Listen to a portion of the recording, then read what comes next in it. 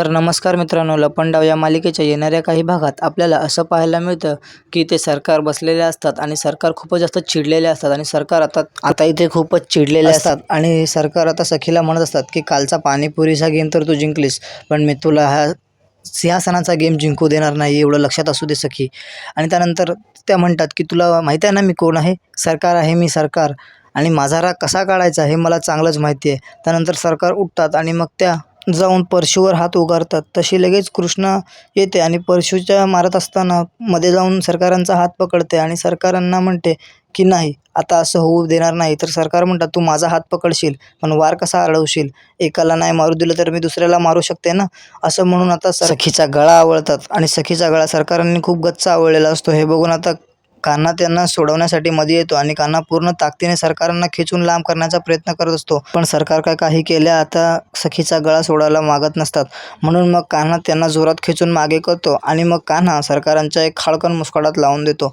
आता कान्हाने आपल्यावर हात उचलला या शॉकमध्ये सरकार असतात. तोपर्यंत इथे येऊन वेदू आणि सखीला हे सगळेजण पाणी पाजतात. मग कान्हा सखीला जवळ घेतो आणि म्हणतो, तू बरी आहेस ना सखी? तुम्हाला बरं वाटतंय ना? आता तुम्ही काही काळजी करू नका, मी आहे तुमच्याबरोबर. त्यानंतर मग आता इकडे कान्हा सरकारला म्हणत असतो की मी तुमच्यावरती ड्रामास्टिक व्हायलन्सची केस करेन, कळलं? एखाद्यावरती असा हात उगारणं हा कायद्याने गुन्हा आहे आणि जर स्वरक्षणासाठी त्याने जर तुमच्यावरती हात उगारला किंवा जर त्याने सुद्धा तुम्ही त्याच्यावरती जीवघेणा हल्ला केल्यानंतर हल्ला केला ना, तर हा गुन्हा नाही आहे, एवढं लक्षात ठेवा. आणि जर तुम्ही पुन्हा असं काही कराल किंवा जर तुम्ही पुन्हा सखीच्या जीवावरती उठलात किंवा सखीला तुम्ही पुन्हा हात जरी लावलात ना, तर तुमची मी काय अवस्था करण्याचा तुम्ही विचारही करू शकणार नाही, एवढं लक्षात ठेवा. मी कान्हा आहे, कान्हा. त्यानंतर आता इकडे सरकार अजूनही त्या शॉकमध्ये असतात की ह्याने माझ्यावरती हातच कसा उचलला. त्यावर कान्हा सरकारला म्हणतो की तुम्ही आजवर सखीचा जीव घेण्याचा किती प्रयत्न केला आहे, हे काय जगापासून लपून नाही आहे. हां, तिच्या गाडीचे ब्रेक फेल करणं, तिला जेवणातून विष देण्याचा प्रयत्न करणं आणि एवढं लांबचं कशाला? कालचंच लेटेस्ट उदाहरण देतो की ह्या नंदा मावशीला हाताशी घेऊन तुम्ही सखीच्या पाणीपुरीच्या पाण्यामध्ये पोटदुखीचं औषध मिसळलात ना. हां, ह्या सगळ्या गोष्टी काय माझ्यापासून लपून आहेत किंवा मला माहिती नाहीत असं तुम्हाला वाटतं आहे का? हे सगळं मला माहिती आहे, समजलं ना? तुम्ही काय काय करता आणि सखीच्या विरोधात कसं कसं वागता ना, हे सगळं मला समजतं, सगळं कळलं. त्यानंतर आता इथे प्रायव्हसी हॅरेसमेंटची केस तर मी सुद्धा तुझ्यावरती करू शकते, कारण की एखाद्याच्या घरात जबरदस्तीने घुसणं हा सुद्धा गुन्हा आहे. त्यानंतर इकडे आपल्याला एक नंदा मावशी आणि सरकार ह्या त्यांच्या खोलीत आलेल्या दाखवलेल्या असतात. तर ते सरकार खूपच जास्त कांगावकर असते. तर नंदा मावशी सरकारांना समजावत असते, जाऊ दे आता, तू नको एवढा त्रास करून घेऊस. त्यानंतर आता सरकार नंदा मावशींवरच चिडतात आणि सरकार म्हणतात की अगं तू ना खरंच आई, तू ना एकही काम सांगायच्या लायकीची नाही आहेस. तुला कसं काय बघितलं त्या कान्हाने त्या पाण्यामध्ये औषध मिसळताना? काय झोपेत काम करत होतीस का डोळे झाकून काम करत होतीस? त्यानंतर आता नंदा मावशी म्हणतात की अगं मला खरंच माहिती नाही असं कसं झालं, त्याने मला कसं बघितलं ते. तुझ्यासारखे साथीदार आहेत ना माझ्यासोबत, म्हणूनच मी त्या कान्हासमोर एक दिवशी हारणार आहे. अगं इतकं छोटंसं काम सांगितलं तुला तिच्या जेवणात औषध मिसळण्याचं, ते सुद्धा तू नाही करू शकलीस. काही कामाची नाही आहेस आई तू खरंच. आज तर सखीला कान्हाने वाचवलं, पण एक दिवस असा येईल की सखीला कान्हासुद्धा वाचवू शकणार नाही आणि मी माझ्या हाताने तिचा गळा आवडेन, असं सरकार म्हणत असतात. तर इकडे आता कान्हा आणि सखीसुद्धा खोलीमध्ये आलेले असतात. तर कान्हा सखीला समजावत असतो की हे बघा, तुम्ही घाबरू नका सखी मॅडम, मी आहे ना तुमच्याबरोबर. अहो, मी त्या सरकारचा एकही वार तुमच्यापर्यंत पोहोचू देणार नाही. मी असताना तुम्ही कशाला घाबरताय आणि काळजी करताय? मी आहे ना. त्यानंतर इथे सखी म्हणते की बघितलंस, सरकार अशीच वागते, पहिल्यापासून ती अशीच आहे रे. नाहीतर कदाचित सरकारने माझा जीव घेतला असता आणि ती बाई हे करायला सुद्धा मागे पुढे बघणार नाही रे. त्यानंतर इथे कान्हा म्हणत असतो की असं कसं मी असताना मी तिला तुमचा जीव घेऊ देईल आणि मी तुम्हाला असं कसं काही होऊन देईल असं तुम्हाला वाटतं? बरं, अच्छा, आता ठीक आहे, तुम्ही काही काळजी करू नका, मी आहे ना. तुम्ही आता मला सांगा, तुम्हाला आता जरा बरं वाटतंय ना? तुम्ही जरा बसा आधी, शांत व्हा, आराम करा, नका त्या गोष्टीचा इतका विचार करू. हां, आता जर तुम्हाला बरं वाटत असेल ना तरच तुम्ही ऑफिसला या, तर ऑफिसला येण्याची अजिबात काही गरज नाही आहे. तुम्ही घरातच थांबून आराम करा. मी एकटा जाईन ऑफिसला आणि काय ते सगळं मॅनेज करेन. ठीक आहे, तुम्ही एक दिवस आराम करा, तुम्ही उद्या नका येऊ ऑफिसला. त्यानंतर इकडे कान्हा ऑफिसला जायला निघालेला असतो आणि मग कान्हा ऑफिसला तर निघून जातो, पण त्यानंतर दिवसभर ऑफिसमध्ये सुद्धा कान्हाच्या मनात सखीचाच विचार येत असतो की जर काल मी नसतो तर काय झालं असतं? मी होतो म्हणून सगळं निभावलं आणि मी सखीला सरकारांपासून वाचवलं, पण असं कधीपर्यंत मी सखीच्या सोबत राहणार आहे? कधी ना कधी तर मला कामानिमित्त तरी बाहेर जावं लागेलच ना.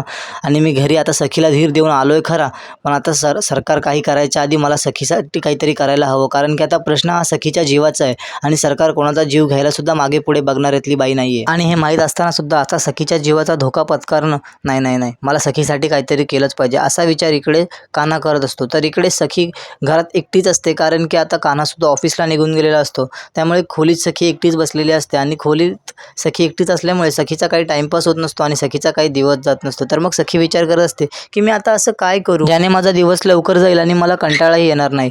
हा कान्हा पण बघा ना गेला एकटाच निघून ऑफिसला आता. त्यानंतर इथे आता सखी म्हणत असते काय करू काय करू. त्यानंतर सखीला अचानक सुचतं की हां, कपाट नीट लावते जेणेकरून माझा वेळही चांगला जाईल आणि म्हणजे माझा वेळ पटापट जाईल आणि मला कंटाळाही येणार नाही आणि माझं कपाटातले कपडेसुद्धा नीट लावून होतील. हां, हीच आयडिया बेस्ट आहे, मी कपाटच लावते. त्यानंतर आता असं बोलून सखी तिचं कपाट लावण्यासाठी उठून उभी राहते आणि ती कपाटाच्या दिशेने निघते. त्यानंतर मग सखी जाऊन तिचं कपाट उघडते आणि मग सखीला कपाटातले कपडे नीट करत असताना कान्हाने तिला गिफ्ट केलेला टॉप मिळतो आणि मग तिला तो टॉप सापडल्यानंतर ती त्या टॉपकडे बघत राहते आणि मग तिला कान्हाने आणि तिने घालवलेले या घरातले चांगले सुखाचे क्षण आठवत असतात आणि मग ती त्या टॉपकडे बघते आणि म्हणते चला खरंच वेळ चांगला चालला आहे आता. त्यानंतर मग ती तो टॉप ठेवत असताना तिला अचानक कपाटात एक अल्बम मिळतो. मग ती म्हणते हा अल्बम कसला आहे, हा तर मी कधी अगोदर पाहिला नाही. मग त्यानंतर ती तो अल्बम काढते आणि मग ती तो अल्बम उघडते. त्यानंतर तिला त्या अल्बममध्ये स्वतःच्या आणि तिच्या आईवडिलांचे लहानपणीचे फोटो मिळतात. त्यानंतर मग ती तो अल्बम थोडा अजून चाळते तर तिला कान्हाचे आणि तिच्या बालपणीचे फोटोसुद्धा त्या अल्बममध्ये पाहायला मिळतात. त्यानंतर तिला देवदत्त किर्लोस्कर आणि अर्पिता किर्लोस्कर हे कान्हाचे आई वडील आहेत असं लक्षात येतं. ती म्हणते अरे हे फोटो तर कान्हाचे आहेत लहानपणीचे, म्हणजे कान्हाच माझ्या लहानपणीचा मित्र आहे की काय, म्हणजे कान्हा कबीर किर्लोस्कर तर नाही. आणि जर असं असेल तर कान्हाने माझ्यापासून हे का लपवून ठेवलं असेल, त्याला हे मला सांगावंसं का वाटलं नसेल, किंवा त्याने जर हे माझ्यापासून लपवून ठेवलं असेल तर त्याच्यापाठी काहीतरी कारण असेल. मग ठीक आहे, जोपर्यंत आता कान्हा मला स्वतःहून सांगत नाही की मी कबीर किर्लोस्कर आहे तोपर्यंत मी सुद्धा हे गुपितच ठेवेन. मी सुद्धा त्याला हे कळू देणार नाही की मला हे अगोदरच कळलं आहे आणि माझ्या हाती हा फोटोचा अल्बम लागला आहे. त्यानंतर ती तो फोटोचा अल्बम आणखी चाळते आणि मग त्यानंतर तिला त्यांचे बालपणचे पिकनिकला गेलेले फोटोज वगैरे सापडतात ज्यात ते दोघेही खूप छान मजा करत असतात. त्यानंतर इथे सखी त्या अल्बमचा विचार करतच असते की नक्की काय असेल या अल्बमचं.